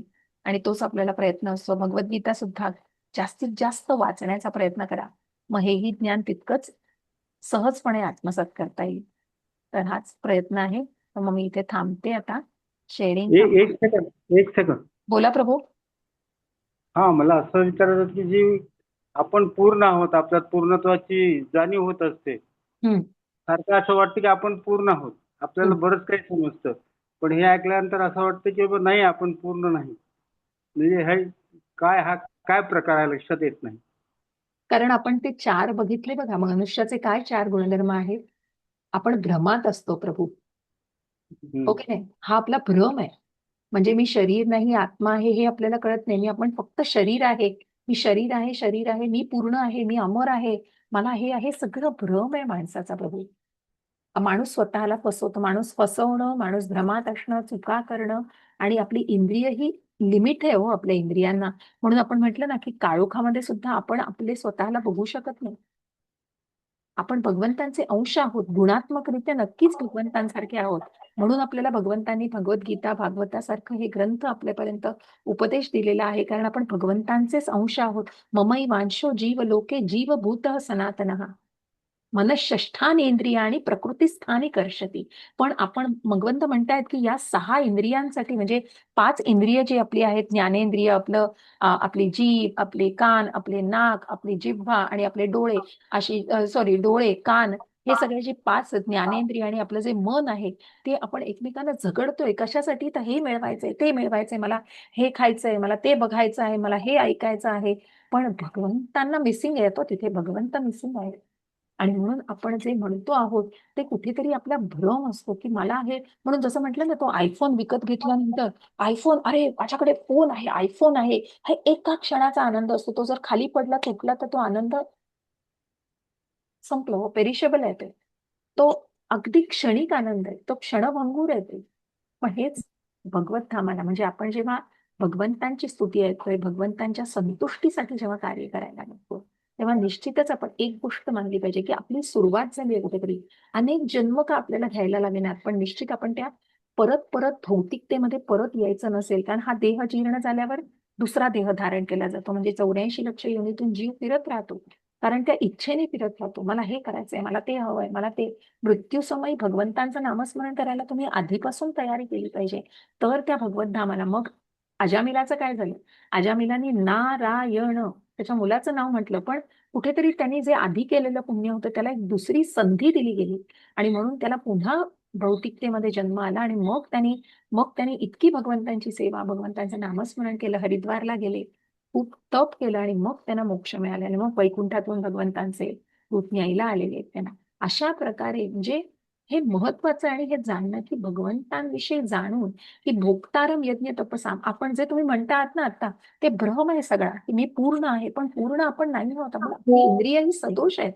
आपण जसं म्हटलं ना की ऍपल खाल्लंय तुम्ही, ते खाल्लेलं सफरचंद तुम्हाला संपूर्ण दिसत नाही हो, मागे गेल्याशिवाय तुम्हाला कळणार नाही. अशा अनेक गोष्टी ज्या आपल्या डोळ्याला दिसतात, दिसतं तसं नसतं म्हणून ते जग फसतं आपण म्हणतो. आपल्याला दिसतंय तसंच नाही सर. म्हणजे ती तर गोष्ट एका अजून वेगळ्या कॉन्टेक्स्ट मध्ये पण आहे, पण मुख्य म्हणजे काय की आपली इंद्रिय ही लिमिट्स आहेत आपल्या प्रत्येक इंद्रियाने. त्यामुळे तुम्ही म्हणालात ते, तर हा सगळा भ्रम आहे माणसाचा. समजते प्रभू? हा हा समजलं. हरी बोल, मा- हरी. हरे माताजी, हरे कृष्ण माताजी. बोला. अ, इतकं ज्ञान तुमच्याकडनं जे मिळतं ना, इतकं ते हृदयाला मिळतं ना. आजचं एक वाक्य अगदी क्लिक करून गेलंय मला. तुम्ही मगाशी म्हटलं ते, भक्ती अशी करा, माळ अशी जपा का, ही मी शेवटची माळ जपते. हरी गोष्ट, हरी गोष्ट. फॅक्ट आहे आता माताजी. एकदम टच झालं माताजी. खरोखर किती मोठा अर्थ आहे या शब्दांमध्ये, या वाक्यामध्ये. का एकदम म्हणजे ते एकदम 440 वॉल्टचा बल्ब जसा लागतो ना बटन दाबल्यावर, करंट लागतो ना आपल्याला. तसं तुम्ही बटन दाबलं माताजी. खरंच आज खूप खूप धन्यवाद माताजी. हरे कृष्ण, हरे कृष्ण. हरे म्हणजे कृष्ण. तितक्या तीव्रतेने आपण ते करणं महत्वाचं आहे. हो आपण ते माताजी. आतून करणं महत्वाचं आहे. नुसतंच वरवर नकोय आपल्याला, आतून करायचंय आपल्याला. आपण जोडले गेलो पाहिजे भगवंतांशी. तितकी ती आपल्यामध्ये ती आपण आणण्याचा प्रयत्न करायचा. माताजी आपण प्रयत्न करू शकतो, खूप कठीण आहे, पण नक्की नक्की आपण प्रयत्न करू शकतो. नक्की माताजी. हरी बोल, हरे कृष्ण, हरे कृष्ण, हरे कृष्ण माताजी. हरे कृष्ण, हरे. हा माताजी. येस प्रभू बोला. हॅलो. हरे कृष्ण, हरे कृष्ण. हा हरे कृष्ण, हरे कृष्ण. आत्ताच्या माझ्या सहकारी मित्रांनी जो प्रश्न विचारला होता आणि तुम्ही जे उत्तर दिलं त्याला अनुषंगून माझा प्रश्न असा आहे बोला बोला की प्रभू. भगवतधामात आणि ह्याच्यात राहा, नेहमी कृष्णाच्या सानिध्यात राहा, त्याचं जप करा, हे करा. तर मला असं म्हणायचं की माझ्या मनात ना नेहमी असं वाटतं की आपण एकटे नाही आहोत, माझ्यासोबत कृष्ण आहे. हरी बोल. साधं कुठे जायचं असलं तरी मी असं म्हणतो, कृष्णा चला माझ्या बरोबर. आणि एकदा दोनदा तर असा प्रसंग आला की आम्ही ट्रॅफिक जाम मध्ये वगैरे अडकलो होतो, तर मी सहज मनात प्रार्थना केली की कृष्णा सोडा याच्यातून लवकर. तर खरंच एक पोलीस आले आणि त्यांनी ते आमचं ट्रॅफिक सोडवलं. हरी तर हे बोल. असं छोट्या छोट्या गोष्टीत आपण कृष्णाला बोलावणं हे योग्य आहे का? त्याची काही वेळ आहे की त्यावेळेसच परमेश्वराची आराधना करायची, अमुक धमुक सकाळी कसं आहे पूजेच्या ना, वेळेस, असं काही आहे? कसं आहे ना प्रभू, आपण भगवंतांची आराधना म्हणजे म्हणून आपण इथे ही गोष्टच जाणून घ्यायची, आपण भगवंतांच्या संतुष्टी करता ती गोष्ट करायची. जेव्हा आपण काही मागण्यासाठी करतो ना, आपण त्या कर्मकांडात जातो. मला हे हवंय, मला ते हवंय आणि म्हणून मी भगवंतांची प्रार्थना करतोय. त्याच्या पलीकडे आपल्याला, म्हणून आपल्याला भागवद्गीतेमध्ये म्हटलंय की निष्काम कर्म आपल्याला करायचं आहे. तुम्ही जे भगवंतांशी जोडलेले आहात, म्हणून कुठेतरी आपण अवलंबून, की आपल्याला माहितीये भगवंत आहेत. जसं प्रल्हाद महाराजांचं उदाहरण बघा, की इतक्या सगळ्या संकटातून गेलेले हिरण्यकश्यपू सारख्या राक्षसाचा मुलगा, आणि त्यांना अगदी दरीत फेकलं गेलं, अग्नीत टाकलं गेलं, हत्तीच्या पायाखाली तुडवलं गेलं, पण एकच दृढ निश्चय, ही दृढता आहे प्रभूजी. कारण भगवंत आहेत आणि आपलं रक्षण करणार आहेत. म्हणून परित्राणाय साधूना विनाशाय च दुष्कृताम धर्म संस्थापनार्थाय संभवामी युगे युगे. भक्ताच्या रक्षणासाठी भगवंत तिथे तिथे नरसिंह खांबातच नव्हते प्रभू, तिथे ते अवतरले. कोणासाठी? प्रल्हाद महाराजांसाठी. म्हणून अखंड नामस्मरण म्हणजे प्रल्हाद महाराजांनी ती दृढता, कारण ज्या कयादूच्या पोटामध्ये, कयादू ही हिरण्यकश्यपूची बायको आणि प्रल्हाद महाराजांची आई, तर कयादूला जेव्हा घराबाहेर काढलं गेलं तेव्हा नारद मुनींनी त्यांना वास्तव्य दिलेलं आहे. आणि मग तेव्हा प्रल्हाद महाराजांनी गर्भात असतानाच, म्हणजे आईच्या गर्भात असतानाच ते संस्कार झालेले आहेत. आणि मग त्याप्रमाणे इतकी दृढता आणि इतकं डिटर्मिनेशन की असा हा भक्त. म्हणून भक्त प्रल्हाद, प्रल्हाद म्हटलं की भक्त म्हटलं की फक्त प्रल्हाद महाराज आठवतात. ही भक्ती आहे प्रभू. आणि ही भक्ती कशी करायची ना, ही भक्ती कुठल्याही अपेक्षेविना करायची. आणि म्हणून ते महत्वाचं आहे, हे डिवोशनल. म्हणून आपण अध्यात्म म्हणजे नामस्मरण, सेवा आणि अध्ययन या मार्फत आपण भगवंतांशी जोडले जातो. आणि तुम्ही जे म्हणताय ही डिपेंडन्सी का, कारण आपल्याला माहिती आहे भगवंत आहेत, आपलं रक्षण करणार आहे. ही दृढता आहे तुमची आणि हा विश्वास आहे. भक्तीचा पहिला टप्पा श्रद्धा आहे प्रभूची. श्रद्धा आहे म्हणून पुढे ते वाढतंय, म्हणून तो साधुसंग, भजन क्रिया, अनर्थ निवृत्ती, मग कृष्णाप्रती आसक्ती, भावभक्ती आणि प्रेमभक्ती. त्या प्रेमभक्तीपर्यंत जायला मनात श्रद्धा असणं महत्वाचं आहे आणि तेच महत्वाचं आहे. ती श्रद्धा पुढे नेणार आहे. आडातच नाही तर खोऱ्यात नाही येऊ शकणार, पण तुमची श्रद्धा तुम्हाला अशी पुढे नेते. पण जी भक्ती कराल ना ती अगदी मनोभावे. म्हणून भगवंतांना काय हवंय हो? फक्त पत्रम पुष्पम फलम तोयम. भगवंतांना काही 56 भोग नकोय किंवा खूप काही अगदी सगळे फलाहार हा हार नकोय. तुमचा भाव महत्वाचा आहे. तुम्ही प्रेमाने आणि भक्तीने भगवंतांना जे द्याल ते भगवंतांना स्वीकारतात. विदुराच्या पत्नींकडून भगवंतांनी केळाचं साल पण खाल्लेलं आहे. शबरीने उष्टी बोरं प्रभू रामचंद्रांना दिली, तीही खाल्ली. कारण त्याच्या मागे काय होतं? भक्तीचा भाव होता. भगवंत हे भावाचे भुकेले आहेत. त्यामुळे भगवंतांना तुम्ही कधीही आळवा. कारण कुंती मातेने म्हणून तर प्रार्थना केली की मला भरपूर संकट दे, की मला भगवंतांचं विस्मरण नकोय व्हायला. मला सतत तू मनामध्ये हवायस, सतत तुझं स्मरण हवंय. म्हणून ते स्मरणम, म्हणून स्मरणम ही जी क्रिया आहे की आपण भगवंतांचं नामस्मरण करायचं आहे. आणि ते आपण अगदी काय म्हणतो ना, त्याला आपल्याला म्हणजे कुठल्याही मनामध्ये कुठली अपेक्षा न ठेवता भगवंतांचं नामस्मरण करत राहिलं की भगवंतांना माहिती आहे हो, त्यांना काही वेगळं सांगायला नकोय. भगवंत जे ज्याला योग्य आहे, तुम्हाला पाहिजे ते भगवंत नाही देणार, पण तुमच्यासाठी योग्य आहे ते भगवंत नक्की देते. ठीक खूप आहे. धन्यवाद माताजी. हरी बोल. हरे धन्यवाद. कृष्ण. हरे कृष्ण. हरे कृष्ण. हरे कृष्ण. चॅट मध्ये कोणाचा प्रश्न आहे? हरी बोल. हरे कृष्ण. राजेंद्र. हरे कृष्ण. धन्यवाद. मला आनंद आहे की मी तुमच्यापर्यंत हे पोहोचवू शकते व्यवस्थितपणे. भगवंतांची कृपा आहे. तर आपण इथे थांबूया. मी प्रार्थना घेते. वांछा कल्पतरुभ्यश्च कृपा सिंधुभ्य एव च पतितानां पावनेभ्यो वैष्णवेभ्यो नमो नमः. अनंत कोटि वैष्णववृंद की जय. श्रीला हरिदास ठाकुर की जय. श्रीला प्रभुपाद की जय. हरे कृष्ण. हरे कृष्ण. हरे कृष्ण कृष्ण कृष्ण कृष्ण हरे हरे, हरे राम राम हरे राम, राम राम हरे हरे. हरे कृष्ण. हरे कृष्ण. कृष्ण हरे कृष्ण माताजी. राम हरे राम. हरे कृष्ण. सगळ्यांना हरे सांगायचं कृष्ण माताजी. हरे कृष्ण माता. आपण शनिवारी भेटू. हरे कृष्ण. हरे कृष्ण.